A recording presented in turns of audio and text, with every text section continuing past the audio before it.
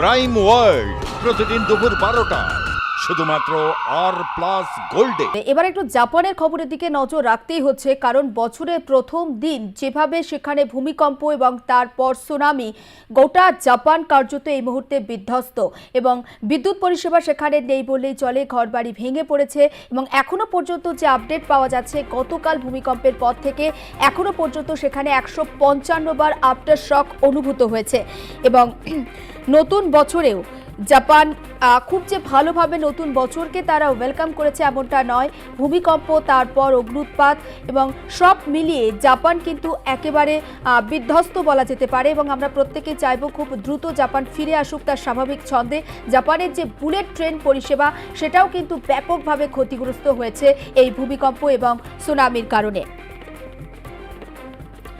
সোমবার দুপুর থেকে এখনো পর্যন্ত জাপানে একাধিকবার আফটার শক অনুভূত হয়েছে। সেদেশের আবহাওয়া দপ্তর সূত্রে সেই খবর জানা যাচ্ছে। নতুন বছরের প্রথম দিনই পরপর ভূমিকম্পের অভিঘাত এবং যে খবর আমরা জানতে পাচ্ছি যে মৃত্যুও হয়েছে বেশ কয়েকজনের, তবে ধ্বংসস্তূপের নিচে এখনো পর্যন্ত বহু মানুষ আটকে রয়েছেন। খুব দ্রুত সেখানে উদ্ধার কাজ শুরু হয়েছে এবং মৃতের সংখ্যা যে বাড়তে পারে সে আশঙ্কাও কিন্তু উড়িয়ে দেওয়া যাচ্ছে না জাপানের প্রশাসনের তরফে। বহু বাড়িতে বিদ্যুৎ সংযোগ নেই গতকাল থেকে। নতুন বছরের একেবারে প্রথম দিনে জাপান কিন্তু বেশ কিছুটা হলেও ভয়ানক ক্ষতিগ্রস্ত এবং জাপানের পশ্চিম উপকূল লাগোয়া অংশেই এই ভূমিকম্প অনুভূত হয়।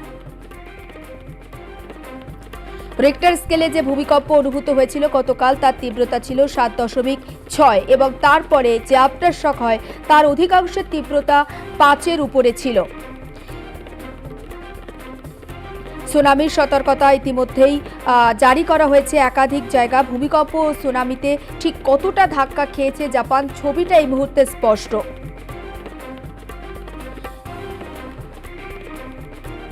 রিক্টার স্কেলে কম্পনের মাত্রা ছিল 7.6। জাপানের প্রধানমন্ত্রী ফুমিও কিশিদা জানিয়েছেন, এখন যেহেতু প্রচণ্ড ঠান্ডা তাই জল, খাবার, কম্বল এবং গরম তেল, পাশাপাশি অন্যান্য জ্বালানির যেগুলো প্রয়োজন সেগুলো অত্যন্ত জরুরি এবং বিমান ও জাহাজে করে জাপানের যে পশ্চিম উপকূলে ভূমিকম্প বিধ্বস্ত, সুনামি বিধ্বস্ত হয়েছে সেখানে পাঠানোর চেষ্টা চলছে। ত্রাণ পাঠানো হচ্ছে যুদ্ধকালীন পরিস্থিতিতে। তবে আপাতত ভূমিকম্প বিধ্বস্ত এলাকায় বুলেট ট্রেন এবং বিমান পরিষেবা পুরোপুরি বন্ধ রাখা হয়েছে। ধ্বংসস্তূপের নিচে আটকে পড়াদের দ্রুত উদ্ধারের কাজও শুরু করেছে জাপানের বিপর্যয় মোকাবিলা বাহিনী। আজ সকাল থেকেও সেই যুদ্ধকালীন পরিস্থিতিতে চলছে উদ্ধার কাজ। পাশে থাকার বার্তা দিয়েছেন জাপানের ব্রিটিশ প্রধানমন্ত্রী ঋষি সুনাক। একই সুর মার্কিন প্রেসিডেন্ট জো বাইডেনের গলাতেও, অর্থাৎ জাপানের পাশে দাঁড়াচ্ছে আমেরিকা এবং ব্রিটেন। সোমবার প্রায়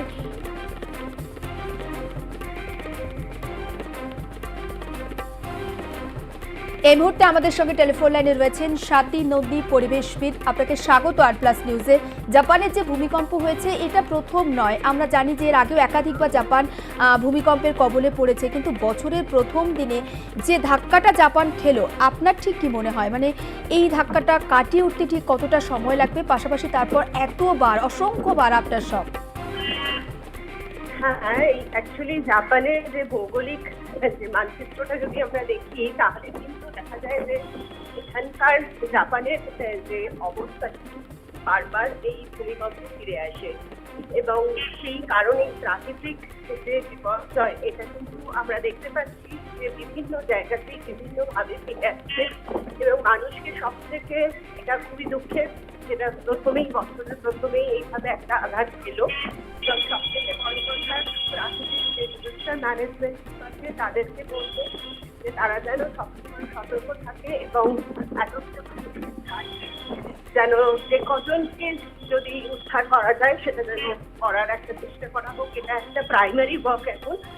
আর এইগুলো আমরা সবসময় আমাদের এই প্রাকৃতিক বিপর্যয়গুলোকে আমাদেরকে মাথায় রেখেই চলতে হয়, সেভাবেই যেন ভূমির গঠন যে মাটির গঠন চিত্র সমস্ত কিছু কিন্তু সেগুলোর উপর ডিপেন্ড করে। এই মুহূর্তে কিন্তু এটাই আমাদের প্রাইমারি ডিজাস্টার ম্যানেজমেন্ট আরো অ্যাক্টিভলি ভাবে কাজ করতে হবে। বেশ, অনেক ধন্যবাদ সাথী দেবী আমাদের সঙ্গে কথা বলার জন্য। আমরা কথা বলছিলাম, পরিবেশবিদ সাথী নন্দী চক্রবর্তী ছিলেন আমাদের সঙ্গে, এবং প্রত্যেকেরই একটাই কথা, যে ভূমিকম্প আছড়ে পড়েছে জাপানে, যে সুনামির ঢেউ সেখানে আছড়ে পড়েছে, তারপর খুব দ্রুত রিকভার করুক জাপান, খুব স্বাভাবিক ছন্দে দ্রুত তারা ফিরে আসুক, প্রত্যেকেই সেটা চাইছেন। নতুন বছরের শুরুটা জাপানের ভালো হয়নি ঠিকই, কিন্তু খুব দ্রুত তারা রিকভার করবেন তেমনটাই আশা করা যায়। এই মুহূর্তে আমাদের সঙ্গে টেলিফোন লাইনে রয়েছেন রাজাগোপাল ধর চক্রবর্তী, আন্তর্জাতিক সম্পর্ক বিশেষজ্ঞ। রাজাগোপাল বাবু, স্বাগত আপনাকে আর+ নিউজে। বছরের প্রথম দিনটা জাপান বোধহয় খুব ভালোভাবে ওয়েলকাম করতে পারেনি, একের পর এক ভূমিকম্প, তারপর আফটারশক, সুনামি এবং কার্যত বিধ্বস্ত অবস্থা। তারপর তার পাশে দাঁড়িয়েছে আমেরিকা, মার্কিন যুক্তরাষ্ট্র, একাধিক দেশ পাশে দাঁড়িয়েছে। আন্তর্জাতিক ক্ষেত্রে জাপানের এই ভূমিকম্পটা ঠিক কতটা প্রভাব ফেলতে পারে বলে আপনার ঠিক মনে হয়? হ্যাঁ, দেখুন, যে ভূমিকম্পটা হয়েছে সে মারাত্মক, খুব হাই রিক্টার স্কেলে, খুবই উচ্চ মাপের, এবং এরপরে সুনামি হওয়ার সম্ভাবনা রয়েছে বেশ বড় মাপের। এই জায়গাটা তো জাপানের শুধু থাকছে না, এবং পার্শ্ববর্তী কোরিয়া, চায়না, সেখানেও এর প্রভাব নিঃসন্দেহে আসবে। এবং এই ভূমিকম্প বা এই সমস্ত প্রাকৃতিক দুর্যোগগুলো, এইগুলো তো মানে একটা দেশের ব্যাপার না, এটা বহু দেশে এতে জড়িয়ে পড়ে। একদম তাই। আন্তর্জাতিক সম্পর্কটা এখানে অত্যন্ত গুরুত্বপূর্ণ। মানব জাতিকে আক্রান্ত, মানে মানব জাতি আক্রান্ত হয়ে আছে, এখানে সবাই এগিয়ে আসা দরকার। হ্যাঁ, যে যেভাবে পারবে, প্রযুক্তিগত ভাবে বা অন্য নানান ভাবে। জাপান প্রযুক্তিগত ভাবে অনেক উন্নত, তার হয়তো এইসব সাহায্যের প্রয়োজন নেই, কিন্তু অন্য নানান ধরনের যে সমস্ত অন্য দেশে কি ঘটছে না ঘটছে সে সংক্রান্ত তথ্য বা এই মুহূর্তে জাপানে কোনো জিনিসের অভাব ঘটে গেলে আমেরিকা এগিয়ে এসছে, আমরা কোয়ার্ডের মধ্যে আছি, আমরা সেখানে আমরাও ভারতবর্ষ এগিয়ে যাব। এবং আমার ধারণা চীনের সঙ্গে যে জাপানের বৈরতা আছে সেটাও ছেড়ে চীনও নিঃসন্দেহে এগিয়ে আসবে। এখন এটা মানব জাতির পক্ষে একটা অত্যন্ত দুঃখের ঘটনা, দুর্ভাগ্যের ঘটনা। এগুলো তো আমরা দেখছি 10-12 বছর অন্তর অন্তর ঘটে যাচ্ছে বা আরো তাড়াতাড়ি ঘটছে। কোথাও একটা প্রকৃতির উপরে যে ধরনের আঘাত আসছে, মানে এগিয়ে যাবার, মানুষের সভ্যতা এগিয়ে যাওয়ার ফলে, ইন্ডাস্ট্রিয়ালাইজেশন হবার ফলে, জানি না এটা কোথায় যাবে। যাই হোক, এই মুহূর্তে সারা দক্ষিণ পূর্ব এশিয়ার দেশগুলো, পূর্ব এশিয়ার দেশগুলো এবং একই সঙ্গে ভারতবর্ষ এবং আমেরিকা, তারা সবাই একসঙ্গে থাকবে, একসঙ্গে মিলেমিশে এই জিনিসটাকে, যে ধরনের সাহায্যের প্রয়োজন আছে সেইগুলো সবাই একসঙ্গে করতে পারবে। এটাই আমার বিশ্বাস। এটা আমার মনে হয় না যে এরপরে কিছুটা বৈরিতা এই সময়ে যে এটা আছে সেটা হয়তো কিছুটা কম থাকার সম্ভাবনা বেশি, এবং গুরুত্ব যে একে অপরের সহায়তা করার যে প্রয়োজন আছে। মানব জাতি কোনো কোনো সময় আক্রান্ত হয়ে যায়, তখন নিজের দেশের স্বার্থ ভুলে গিয়ে অন্য দেশ মানব জাতির স্বার্থটাই দেখতে হয়। এটা বোধহয় আজকে বোধহয় মানুষকে বোঝাবার সুযোগটা দেবে হয়তো। একদম তাই। অনেক ধন্যবাদ রাজাগোপাল বাবু আমাদের সঙ্গে কথা বলার জন্য। অর্থাৎ যে বৈরিতা রয়েছে সেই বৈরিতাকে দূরে সরিয়ে এখন প্রত্যেকটা দেশকে, অর্থাৎ দক্ষিণ পূর্ব এশিয়ার প্রত্যেকটা দেশকে জাপানের পাশে দাঁড়ানোর বার্তা দিয়েছেন আন্তর্জাতিক সম্পর্ক বিশেষজ্ঞ রাজাগোপাল ধর চক্রবর্তী। কারণ এই মুহূর্তে জাপান যে বিধ্বস্ত অবস্থায়, সেখানে যে পারস্পরিক বৈরিতা রয়েছে সেটাকে দূরে সরিয়ে রেখে কাছে দাঁড়ানোর জন্য প্রকৃতি বোধহয় একটা সুযোগ করে দিয়েছে। জাপানে এখনো পর্যন্ত 1 লক্ষের বেশি মানুষ গৃহহীন এবং 33,000 বাড়িতে বিদ্যুৎ নেই। ইন্টারনেট পরিষেবা কার্যত পুরোপুরি ভেঙে পড়েছে এবং 4টে উইন্ডোর মাধ্যমে 4টে কোলাজ করে ছবি আমরা আপনাদের দেখাচ্ছি। সেখানে সুনামির সতর্কতা জারি করা হয়েছে।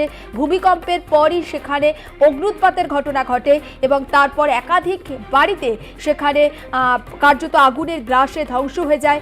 সুনামির সতর্কতা জারি করা হয়েছে, সেই ছবিও আমরা আপনাদের দেখাচ্ছি। আর বিধ্বস্ত জাপান সব শেষে ভূমিকম্পের পর সেখানকার ঠিক কি অবস্থা, কতটা লণ্ডভণ্ড জাপান। প্রযুক্তির দিক থেকে উন্নত বুলেট ট্রেন পরিষেবা, যেখানে গোটা বিশ্বকে পথ দেখিয়েছিল, সেই বুলেট ট্রেন পরিষেবাও কার্যত বন্ধ রয়েছে। বিমানবন্দর কার্যত বন্ধ, বিমান পরিষেবা কার্যত বন্ধ রাখতে হয়েছে। সব মিলিয়ে খুব দ্রুত স্বাভাবিক ছন্দে ফিরে আসুক জাপান, এটা প্রত্যেকেরই কাম্য।